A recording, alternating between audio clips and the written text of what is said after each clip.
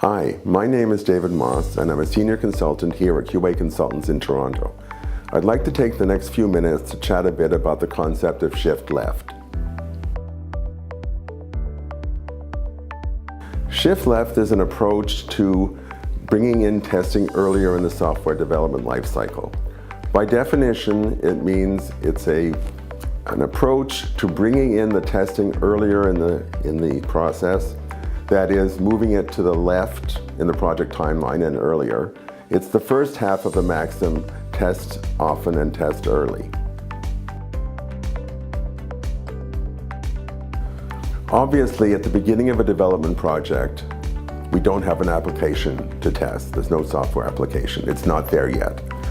At that point, we perform a quality assurance function by participating in requirements reviews and design reviews in the hope of driving out defects earlier in the process. And by defects, not just system defects, but gaps in requirements, unclear requirements, issues with the design. I believe that everyone understands that the earlier we fix a defect or clear up a misconception, the better the outcome is for the whole project schedule, therefore cost, and the delivery of a quality product.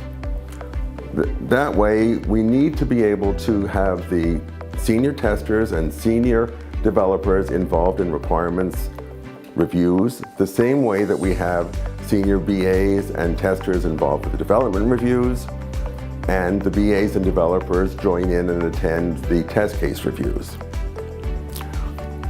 Everyone looks at a document and a development process differently. The BAs look at a document to say, is this reflecting what the client wants, what the business needs? The developer looks at it and says, is this something that I can code accurately? And the tester looks at it to say, can I test this?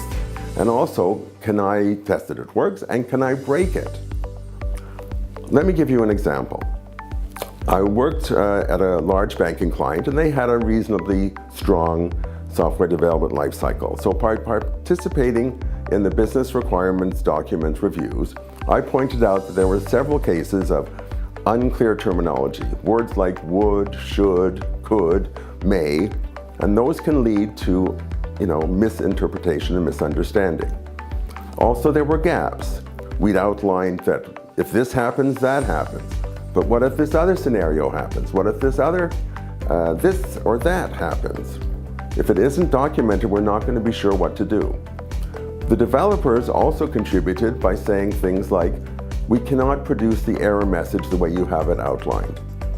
So by having all three views of the same document and reviewing it earlier and then revising the document, at the end of the day, we all get on the same page and the same understanding as to what the client is looking for and what we're going to be able to deliver. The more we know about the application, the better we can do, the better we can plan, we can estimate efforts. Testing is often estimated up front through rules of thumb or estimating tools, but as we get involved in the requirements and the design, we get a much better picture of how complicated or how simple the application is, and we can do a better job of planning and staffing accordingly. And as well as early on as we can get involved, that means we can get started with our test preparation activities, test case design, test data acquisition, getting the environment set up, and all that can be done in parallel with the development activities. My message to clients is to please engage the test team early. The earlier we get involved, the more we can collaborate with the BAs, the developers, the project managers, and everyone else on the team to help facilitate and ensure that we have a quality delivery on time and on budget.